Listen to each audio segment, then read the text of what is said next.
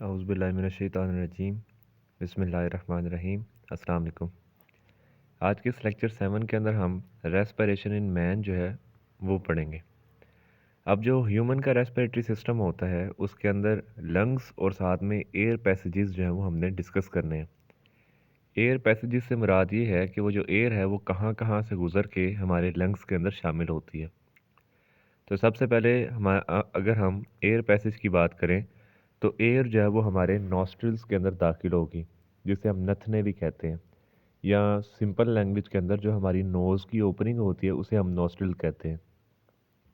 Nostril से जो air है वो अंदर नेज़ल कैविटी यानी कि हमारे नोज़ के अंदर चले जाएगी, और नोज़ से फिर जो है वो हमारे फेरेंक्स के अंदर, फेरेंक्स से लेरेंक्स, लेरेंक्स के बाद ट्रैकिया, ट्रैकिया डिवाइड होता है ब्रोंकाई के अंदर, ब्रोंकाई आगे स्मॉलर ब्रोंकाई में, और फिर उससे आगे ब्रोंक्यूल्स, ब्रोंक्यूल्स के आगे एल्वियोलर डक्ट्स, और आखिर के ऊपर एल्वियोलर सैक्स आते हैं।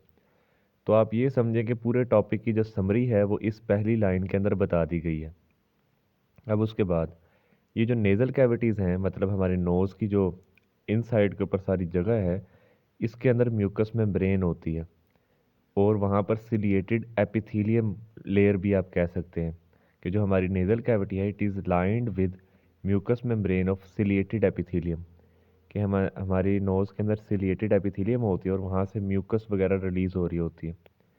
जो सबसे हमारे लिए नई बात होती है वो ये है कि हमारी ईच नेज़ल कैविटी, मतलब दो नेज़ल कैविटी है ना, तो हर नेज़ल कैविटी जो है वो आगे 3 पैसेजवेज के अंदर डिवाइड होती है। अब ये हमारे लिए चीज़ नहीं होती और हमें समझ नहीं आती, ये हालांकि एनाटमी के अंदर जाकर आप पढ़ेंगे कि हमारी नोज़ की जो अंदर वाली बोन होती है, ठीक है, इंटरनल नोज़, ये बिल्कुल आपके हेड के साथ वाली जो बोन होती है। क्योंकि कुछ कभी कभार हम ये जब हम ये पहली दफ़ा पढ़ते हैं तो हमें यही होता है कि हमारी नोज़ में कौन सी बोन आ गई। तो नो डाउट जो आप नोज़ पकड़ते हैं वो आपका कार्टिलेज ही है, लेकिन अगर आप फोर हेड से बिल्कुल नीचे की तरफ हाथ लगाएं, नोज़ के बिल्कुल ऊपर, स्टार्ट के ऊपर, तो वहाँ पर हमारी बोन होती है। तो बोन्स इस तरीके से वहाँ पर मतलब प्रोजेक्टेड है, इस तरीके से वहाँ पर अरेंज है कि 3 पैसेजवेज बनते हैं दोनों तरफ, और जो एयर है वो फिर इस तरीके से अंदर की तरफ जो है वो मूव करती है। जैसे ही एयर जो है वो इस नेज़ल कैविटी के अंदर दाखिल होती है नॉस्ट्रिल के ज़रिए, तो जो भी एयर के अंदर लार्ज डस्ट पार्टिकल्स होते हैं उनको हमारे नाक के अंदर जो हेयर है, जो म्यूकस है, वो ट्रैप कर लेते हैं, मतलब वो अंदर लंग्स के अंदर नहीं जाने देते।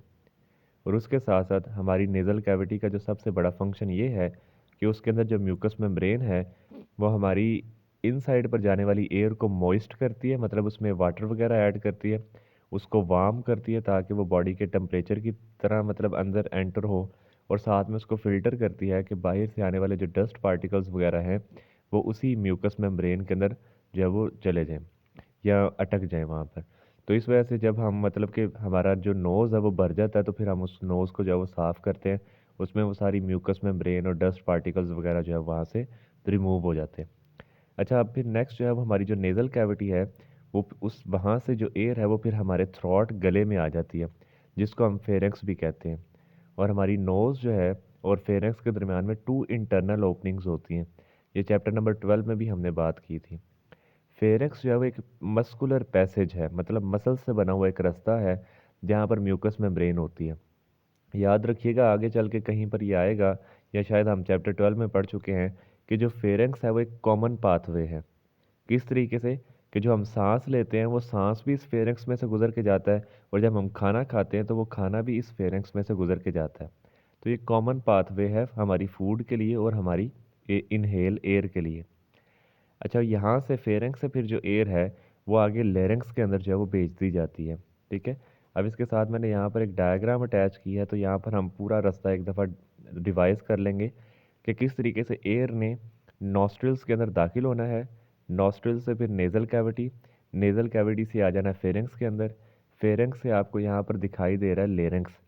लेरेक्स जो है वो tip of the wind pipe होता है, कि मतलब जो हमारा ट्रैकिया है, जो विंड पाइप है, उसके बिल्कुल टॉप के ऊपर लेरेंक्स होता है, और उसकी कवरिंग जो है वो एपिग्लॉटिस होती है, और लेरेंक्स के अंदर जो ओपनिंग होती है उसे हम ग्लॉटिस कहते हैं।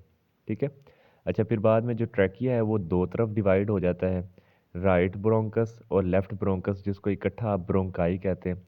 फिर आप देख सकते हैं कि वो लंग्स के अंदर जाकर मज़ीद सब डिवाइड होता है, और आगे फिर वो जो है वो आपके सामने जो है वो एयर सैक्स और एल्वियोलाई वगैरह यहाँ पर आपको दिखाई दे रहे हैं। ठीक है, तो ये सारे का पाथवे जो है वो एक डायग्राम के ज़रिए यहाँ पर बताया गया।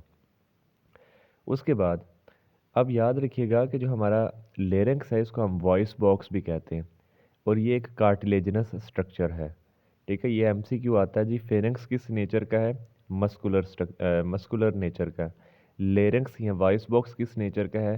कार्टिलेजिनस नेचर का है। ठीक है, तो ये कार्टिलेजिनस स्ट्रक्चर होता है जो कि हमारे बिल्कुल अपर एंड ऑफ ट्रैकिया के ऊपर मौजूद होता है।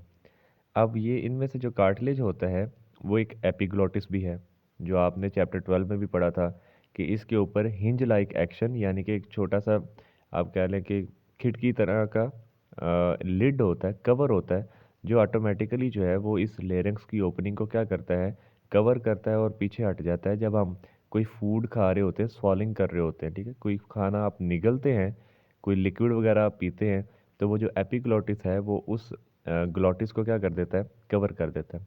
नेक्स्ट मतलब कि पैराग्राफ में यही बताया गया है कि जो लेरिंक्स की ओपनिंग है उसे हम ग्लोटिस कहते हैं, और वो भी एक्चुअल में म्यूकस मेम्ब्रेन के साथ बिल्कुल लाइन होती है। और इस ग्लोटिस के अंदर वो जो म्यूकस मेम्ब्रेन है वो स्ट्रेच होकर to thin as fibrous bands बनाती है, मतलब दो फिब्रस बैंड्स बनते हैं, और उनको हम वोकल कॉर्ड्स कहते हैं। और ये वही वोकल कॉर्ड्स हैं कि जब एयर के साथ वाइब्रेट करते हैं तो हमारी आवाज़ वॉइस प्रोडक्शन होती है। ठीक है, तो मैंने यहाँ पर एक डायग्राम भी लगा दिया है यहाँ पर, और एक एक्चुअल में पिक्चर भी आपके साथ यहाँ पर अटैच कर दी है, जिसमें आप देख सकते हैं कि वो दो फिब्रस बैंड किस तरीके से दिखाई देते हैं, और जब हमारे अंदर एयर जाती है तो ये वाइब्रेट करते हैं, जिसकी वजह से हमारी वॉइस जो है वो प्रोड्यूस होती है।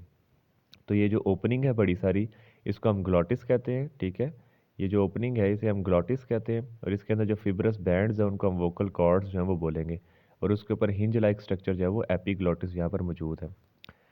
अच्छा जी, इसके साथ ही नेक्स्ट जो है वो हम अब ट्रैकिया या विंड पाइप के बारे में बात करने लगे हैं।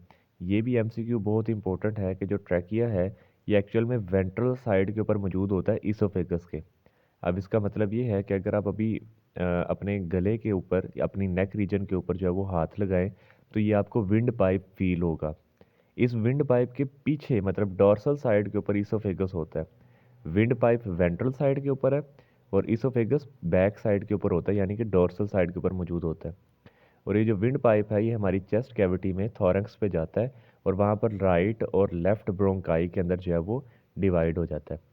अब ये जो हमारा जो ट्रैकिया है इसके अंदर सी शेप कार्टिलेज रिंग्स होती हैं, कि मतलब अगर आप अगेन अपने ट्रैकिया को इस तरीके से फील करें तो उसके अंदर सी शेप जो है वो कार्टिलेजनस रिंग होती है। ये नेचर ने हमारे ट्रैकिया के अंदर क्यों ये कार्टिलेजनस रिंग रखी? ये इस वजह से ताकि जो हमारा ये जो पूरा पैसेज वे है ये ओपन रहे। ये ना हो कि जब हम सांस बाहर निकालें तो ये पूरा कोलैप्स कर जाए, पूरा सिकुड़ जाए।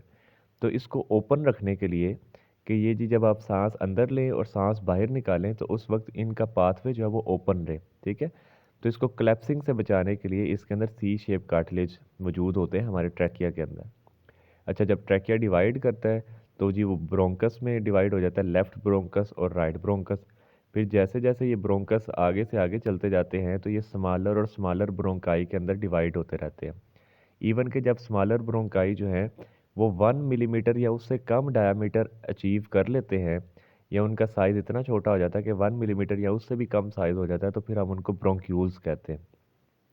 अब ये जो ब्रोंकाई हैं इनके अंदर भी कार्टिलेजिनस रिंग होती हैं, लेकिन याद रखिएगा कि जैसे जैसे साइज़ इनका छोटा होता है तो वो कार्टिलेजिनस रिंग जो है वो कार्टिलेज प्लेट्स की शक्ल इख्तियार कर जाते हैं, मतलब कि छोटी छोटी कार्टिलेज की जो है ना वो प्लेट्स उसके अंदर मौजूद होती हैं, इरेगुलरली डिस्ट्रीब्यूटेड कार्टिलेज प्लेट्स वहाँ पर मौजूद होती हैं। और ब्रोंक्यूल्स तक आते आते तो वो कार्टिलेज भी क्या हो जाती है, ख़त्म हो जाती है। मतलब ये कि ट्रैकिया के अंदर सी शेप रिंग्स, और जैसे ही आगे डिवाइड हुआ ब्रोंकाई, ठीक है, और स्मॉलर ब्रोंकाई बने तो उनमें कार्टिलेजिनस प्लेट्स छोटी छोटी, और ब्रोंक्यूल्स के अंदर मुकम्मल तौर पर ये ख़त्म हो जाते हैं। और ब्रोंक्यूल्स जो है वो सर्कुलर स्मूथ मसल्स के बनते हैं। ठीक है, जिनका काम जो है वो उनमें से एयर वगैरह गुजरना है। अब ये जो ब्रोंक्यूल्स है ये मज़ीद डिवाइड करते हैं, सब डिवाइड करते हैं, और एयर सैक्स के अंदर जो है ना वो चेंज हो जाते हैं।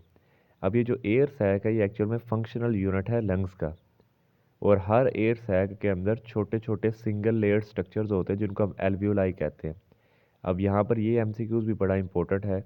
अक्सर का जो है वो हम कंफ्यूज हो जाते हैं जब हमसे पूछा जाता है फंक्शनल यूनिट ऑफ लंग्स का बताएं। तो कुछ लोग जो है वो एल्वियोलाई को टिक कर देते हैं। एयर सैक्स जो है वो फंक्शनल यूनिट है।